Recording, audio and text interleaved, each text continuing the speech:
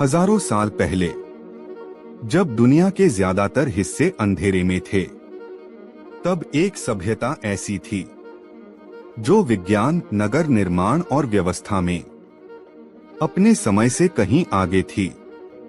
आज भी उसकी गलियां बोलती हैं, ईंटें सवाल पूछती हैं और खंडहर हमें चुनौती देते हैं।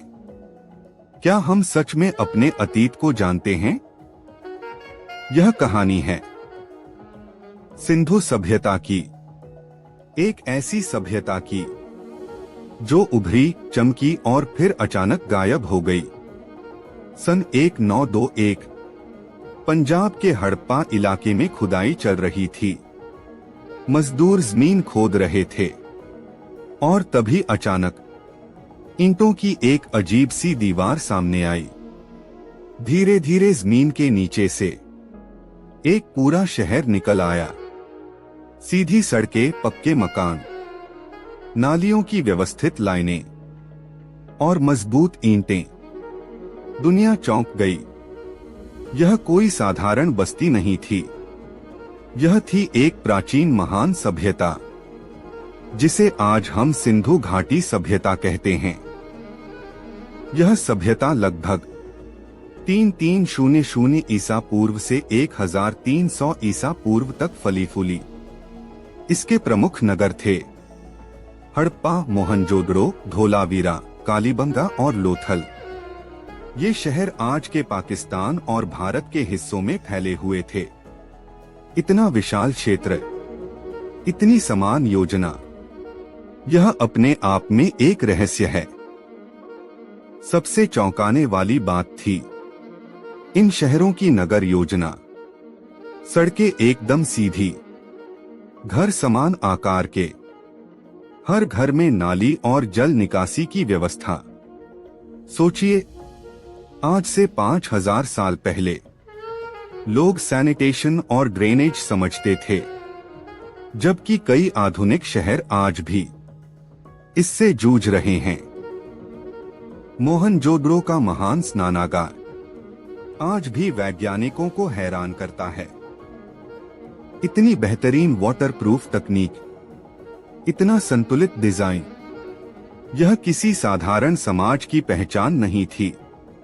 सिंधु सभ्यता के लोग कृषि में भी माहिर थे। वे गेहूं, जौ, कपास उगाते थे। कपास की खेती करने वाली दुनिया की पहली सभ्यताओं में से एक थी यह। वे व्यापार करते थे, भारत के भीतर भी और विदेशों तक भी। मेसोपोटामिया से मिले प्रमाण बताते हैं कि समुद्री व्यापार होता था। लोथल में मिला प्राचीन बंदरगाह इस बात का ठोस सबूत है।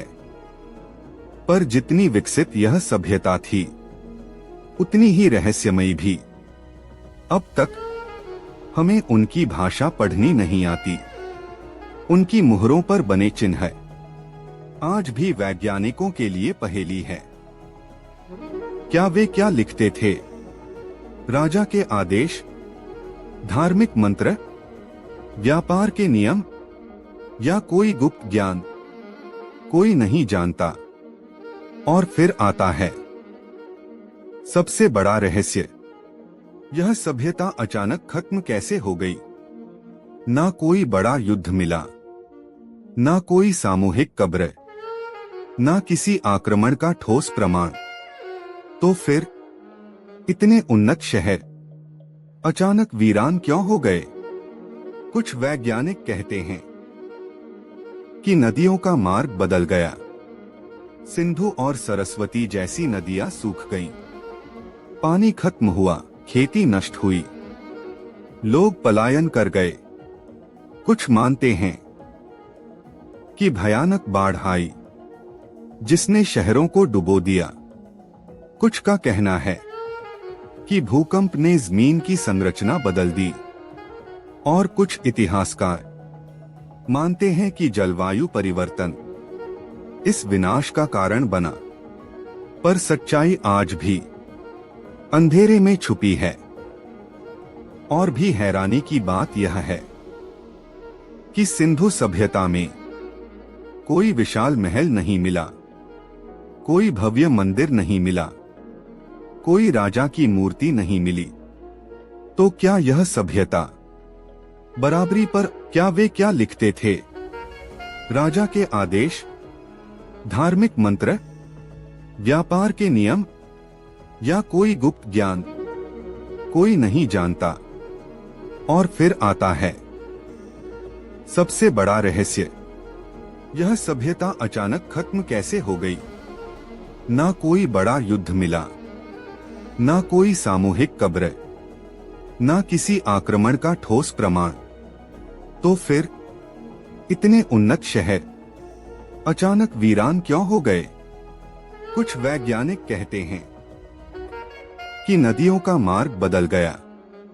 सिंधु और सरस्वती जैसी नदियां सूख गईं, पानी खत्म हुआ, खेती नष्ट हुई, लोग पलायन कर गए।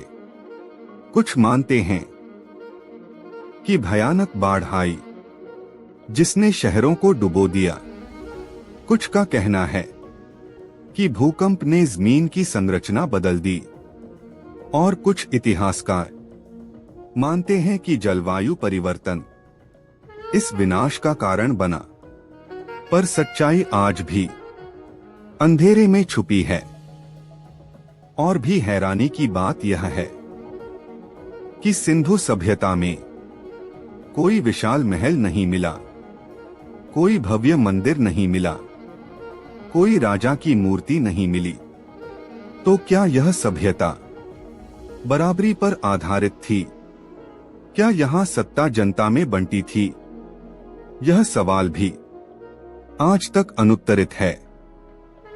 मिली हैं तो बस छोटी छोटी मूर्तियां, खिलौने, पासे, गहने, मुहरें और औजार।